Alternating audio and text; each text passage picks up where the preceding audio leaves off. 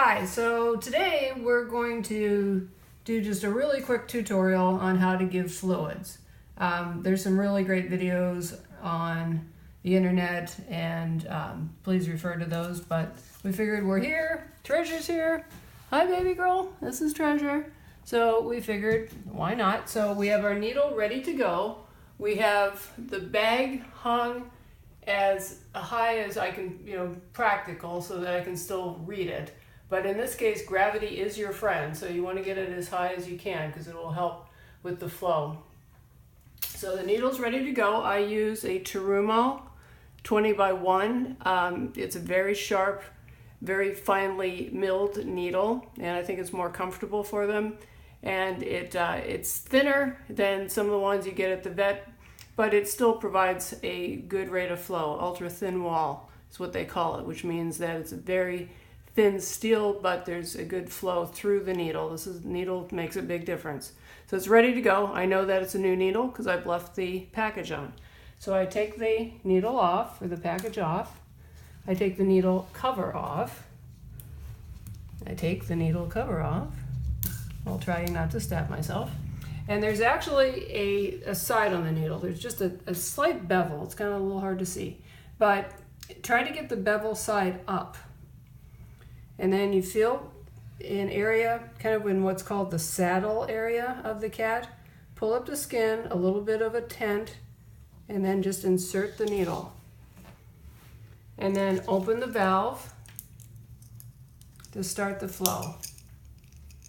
And if there's a crimp, just make sure to roll it out with your thumb. And look up at the bag. Look up at the bag to make sure that the water is dripping, and it is. And then you watch the fluid line up there to make sure that's coming down, which it is. And the rule of thumb in terms of dosage or volume is approximately 10 milliliters of fluid per pound of cat. So in other words, a 10-pound cat would be approximately 100 milliliters. Now, Treasure here isn't really a 10-pound cat, so we're not going to do quite that much, and because you don't want to do too much because it actually can cause some cardiac problems. So it's not, unless there are heart problems present, it's not all that critical. If you go a little bit over, you don't want to go too much over, but she's doing really well, as you can see. She's a very compliant cat. Having a compliant cat helps a lot. So we're just going to probably do about 75 milliliters on her.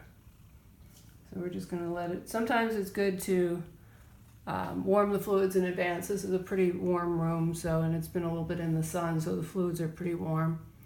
Some cats like to get treats while they're getting fluids. Sometimes I use treats or baby food. They seem to like that too.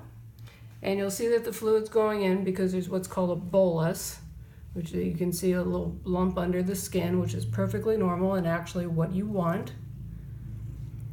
Sometimes it can shift a little bit to one leg, and it'll like pile up in one leg, and don't worry about that. That's fairly normal.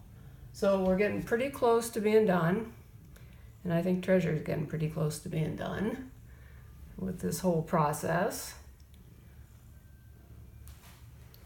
So we look back up at our bag, and it's getting pretty close to where we want it to be. We're gonna let that go for just a second longer, and then we roll the valve shut, and just this closes the valve. And then you carefully slip out the needle. Just put that to the side for the moment. And one thing that's very important, because with this bolus here, it shifts their center of gravity and makes them a little unsteady. Plus, if you're a little older gal and frail like Treasure, you want to lift the cat back down to the floor. Never let them jump off. So you want to let them Just lift them carefully back to the floor. If there's a little bit of blood, don't worry about it. You might nick a capillary. It's not that big of a deal. So that is it. That's a real quick tutorial on how to do fluids. Thank you, Treasurer.